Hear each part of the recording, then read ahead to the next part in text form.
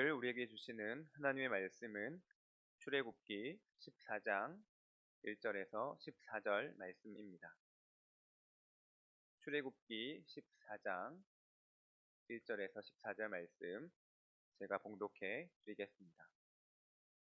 여호와께서 모세에게 말씀하여 이르시되 이스라엘 자손에게 명령하여 돌이켜 바다와 믹돌 사이에 비하히롯 앞 곧 바알스본 맞은편 바닷가의 장막을 치게 하라. 바로가 이스라엘 자손에 대하여 말하기를 그들이 그 땅에서 멀리 떠나 광야에 갇힌 바 되었다 하리라.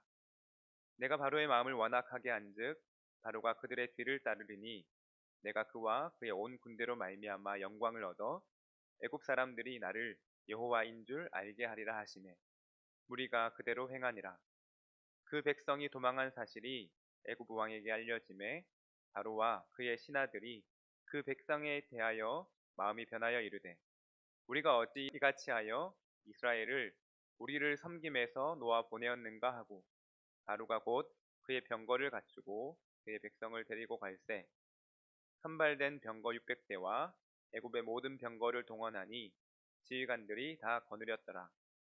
여호와께서 애굽 왕 바로의 마음을 완악하게 하셨으므로 그가 이스라엘 자손의 뒤를 따르니 이스라엘 자손이 담대히 나갔습니다.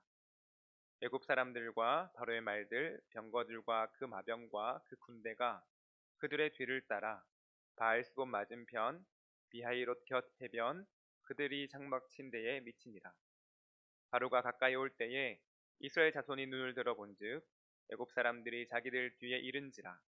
이스라엘 자손이 심히 두려워하여 여호와께 부르짖고 그들이 또 모세에게 이르되 애굽에 매장지가 없어서 당신이 우리를 이끌어내어 이 광야에서 죽게 하느냐?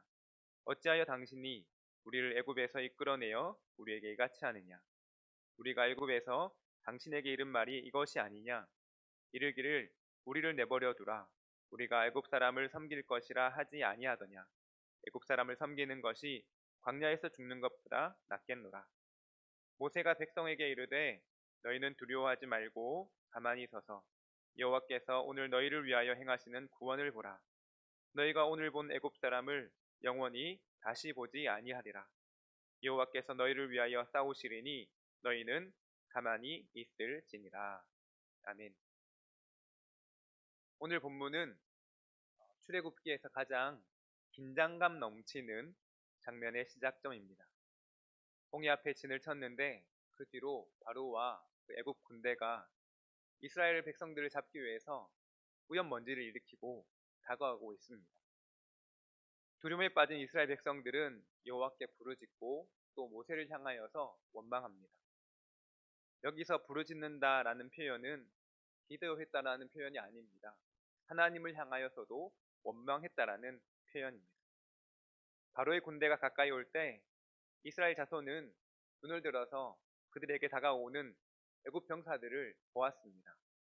그리고 이스라엘 백성들의 눈은 애굽 사람들에게 가 있었고 그 결과로 그들은 심히 두려워하였습니다.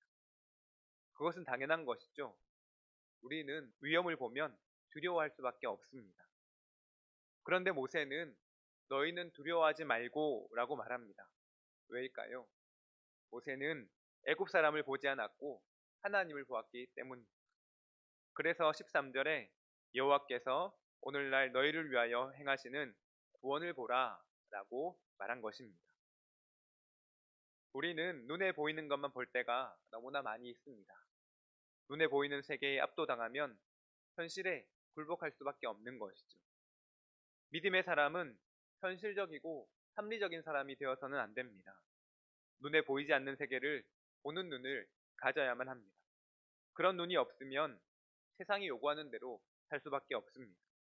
문제가 닥쳐올 때 그 문제를 해결하기 위해서 세상이 가르쳐주는 이 세상의 방법으로 해결하려 할 수밖에 없는 것이죠. 하지만 믿음의 눈을 가진 사람은 하나님을 바라봅니다. 모세는 하나님의 인도하심을 믿었습니다. 어떻게 이 어려운 국면을 해결해야 할지 모세는 알지 못합니다. 하나님께서 어떻게 구원하실지도 알지 못합니다. 하지만 모세는 하나님의 말씀에 대한 믿음이 있습니다.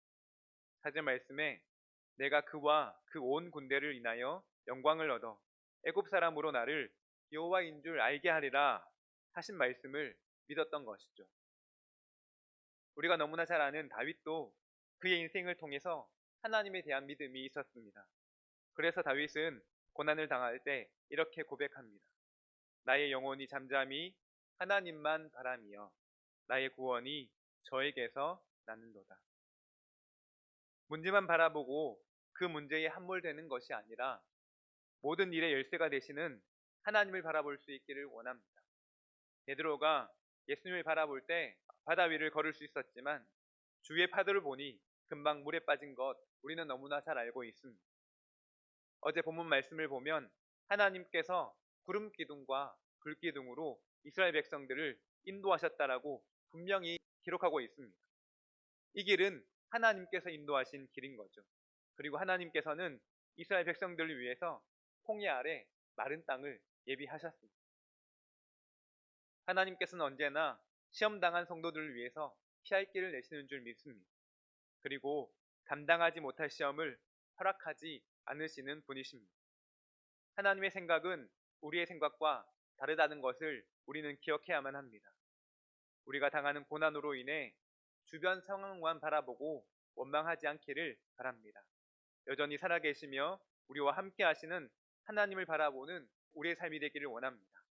그리고 특별히 오늘 불평과 원망의 입술을 닫고 잠잠히 나를 위해 싸우시는 그 하나님 바라보며 찬양하며 그렇게 주님과 동행하는 오늘 하루가 될 수 있기를 간절히 소망합니다. 기도하겠습니다. 우리의 구원자가 되시는 하나님 감사합니다. 우리의 갈 길을 인도하시며 구름 기둥과 불 기둥으로 앞서가시는 하나님 너무나 감사합니다. 현실의 어려움에 주목하는 것이 아니라 그것보다 더 크신 하나님을 바라보며 신뢰하는 우리가 되기를 원하오니 오늘 하루도 그렇게 우리를 위해서 싸우시며 승리하신 하나님 찬양하며 동행하는 하루가 되게 인도하여 주시옵소서. 감사드리며 예수 그리스도의 이름으로 기도드리옵나이다. 아멘.